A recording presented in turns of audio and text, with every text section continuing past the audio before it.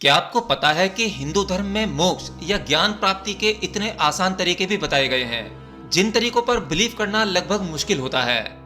हमारा दिमाग अक्सर बड़ी उपलब्धि के लिए बड़ी क्रिया को चुनता है। हमारा दिमाग यह सोचता है कि अगर आपको कोई बड़ी उपलब्धि हासिल करनी है तो उसके लिए बड़े काम करने होंगे, बड़ा सेक्रीफाइस करना होगा। हाँ, बात कुछ हद तक ठीक है, लेकिन अगर मैं वही बात करूं आत्मज्ञान या मोक्ष पाने की, जो नो डाउट इस संसार की सबसे बड़ी उपलब्धि है, इससे बड़ी उपलब्धि कोई हो ही नहीं सकती। क्योंकि इस भौतिक जगत में एक उपलब्धि हासिल करने के बाद, अब वो चाहे कितनी ही बड़ी क्यों ना हो, उससे बड़ी उपलब्धि खड़ी हो जाती है। यानी हमारा दिमाग उससे बड़ा कुछ हासिल करना चाहता है। लेकिन वहीं आत्मज्ञान या कहूं मोक्ष, ये प्रोसेस इतना ज्यादा सिंपल है, जिसे हासिल करने के लिए सभी क्रियाओं को रोक देना होता है। अर्थात वो परम सत्य कुछ न करने से ही हासिल होता है। यहाँ कुछ करना ही नहीं है। लेकिन ये बात अंत में समझ में आती है जब सब कुछ करके थक जाया जाता है। तो कुछ अर्थों में ये भी कह सकते हैं, करना तो आवश्यक है, लेकिन जब ये बड़ी उपलब्धि हासिल होने वाली होगी, मतलब ये परम घटना घटने वाली होगी, तब उस समय जो आपकी अवस्था होगी वो नो माइंड और नो डूइंग की अवस्था होगी। इस स्टेज में कर्ता, क्रिया, चाहत और चाहने वाला सब कुछ खत्म हो जाता है। उसके बाद ही उस सत्य से पर्दा हटता है। हम उपनिषद पढ़ते हैं, वेद पढ़ते हैं, गीता पढ़ते हैं, और आज इस मॉडर्न जमाने में भी कुछ ऐसी पुस्तकें उपलब्ध हैं जिन्हें आज के हिसाब से, आज की लैंग्वेज, आज की जनरेशन के हिसाब से डिकोड करके उसी हिसाब से बनाया गया है या लिखा गया है, ताकि आज की जनरेशन को वो पुरानी संस्कृत कॉम्प्लिकेटेड भाषा समझने में दिक्कत होती है तो आज की लैंग्वेज के हिसाब से उसे समझा जा सके। जिसके चलते आज हमारे पास में बहुत से तरीके, बहुत सी विधियां उपलब्ध हैं जिससे आप अपने सेल्फ को जान सकते हो। तो आत्मज्ञान पाने की इन विधियों में या इन तरीकों में सबसे आसान तरीका उपनिषद में मिल जाता है। ये विधि, ये तरीका इतना आसान है कि जिसे अगर आप करते हैं तो शायद आपको भी इस पर यकीन ना हो, लेकिन अगर आप इसे करेंगे तो हो सकता है आपके आसपास के लोग आपको मूर्ख समझें। लेकिन जब आप इसके पीछे का विज्ञान, साइंस समझोगे तो आप जानोगे कि हाँ, बात बिल्कुल सही है, ये बिल्कुल हो सकता है। तो ये तरीका है आत्म पूजा। देखिए, आप लोग या आपके घरों में पूजा अर्चना तो होती ही होगी। हर धर्म में पूजा पाठ करने के तरीके अलग अलग हैं, लेकिन ये होता हर धर्मों में है। तो जब आप किसी भगवान की पूजा अर्चना करते हैं तो उसकी कुछ तरीके, कुछ विधियां होती हैं जिसे लोग करते हैं और उसमें कुछ अजीब भी नहीं लगता।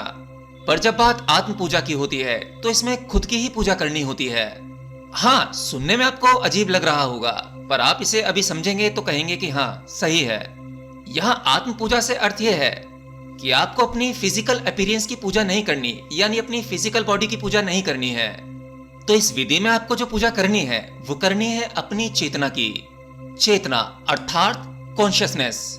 आपके अंदर यही वो परम तत्व है जिसे अगर बाहर निकाल दिया जाए तो आप कुछ नहीं है। यहाँ अनंतों सृष्टियों में, समस्त संसार में केवल चेतना का ही विस्तार है। चेतना के कारण ही जीवन संभव हो पाता है। ये उपनिषद आपको बिल्कुल शॉर्टकट तरीका बता रहा है आत्मज्ञान को पाने का। आप इसे ऐसे समझें, जब आप आंखें बंद करके ध्यान करते हैं, उस अज्ञात पर फोकस करते समय आपके मन में विचार आते हैं, मन उलझनों से भरा होता है। लेकिन जब ये धीरे धीरे शांत होता चला जाता है और आपका फोकस बहुत अच्छे से सध जाता है, तब आपको आपके ही प्रश्नों के उत्तर मिलने लगते हैं। जो वो उत्तर आते हैं वह आपके भीतर से आते हैं। इसी स्टेज को मेडिटेशन या ध्यान कहते हैं। इसमें आप किसी फिजिकल मूर्ति की पूजा नहीं करते।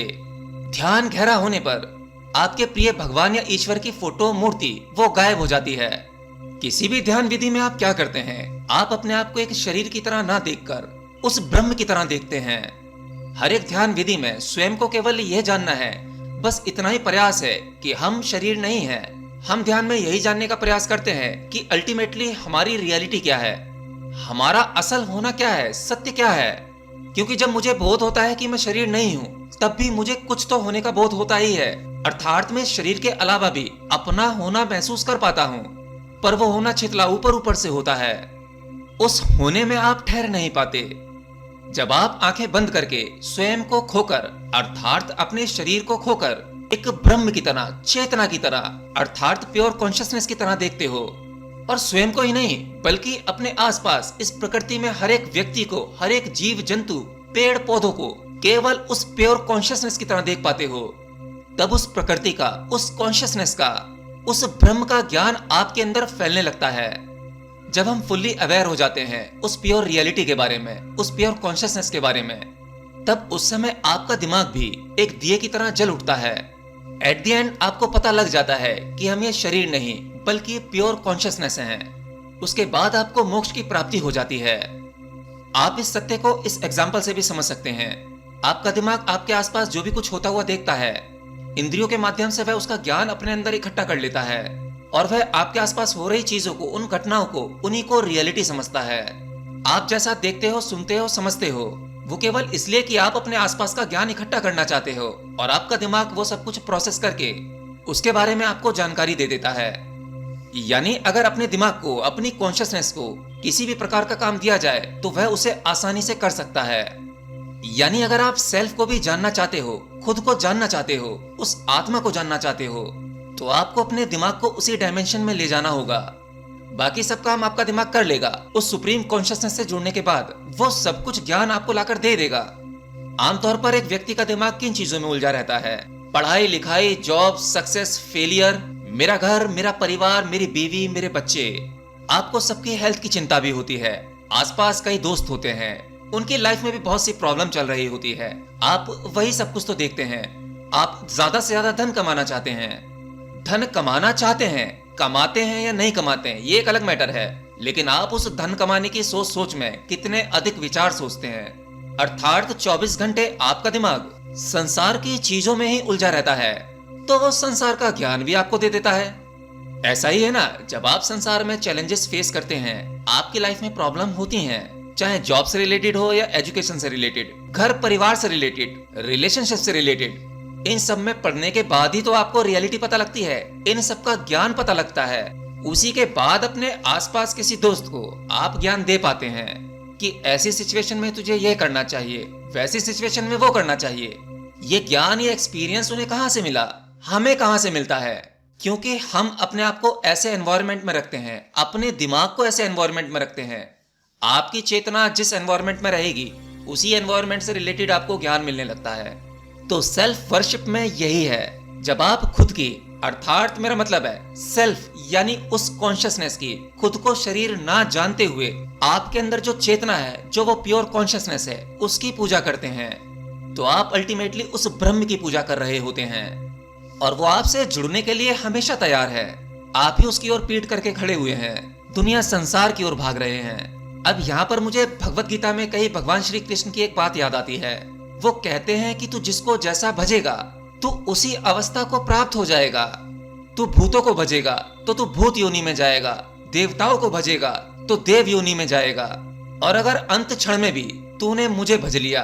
अब यहाँ मुझे से अर्थ वही है, वो अपना यानी शरीर की बात नहीं कर रहे हैं। यहाँ पर एक अहंकार जैसी बात आपको लग सकती है, वो उस प्योर कॉन्शियसनेस की ही बात कर रहे हैं।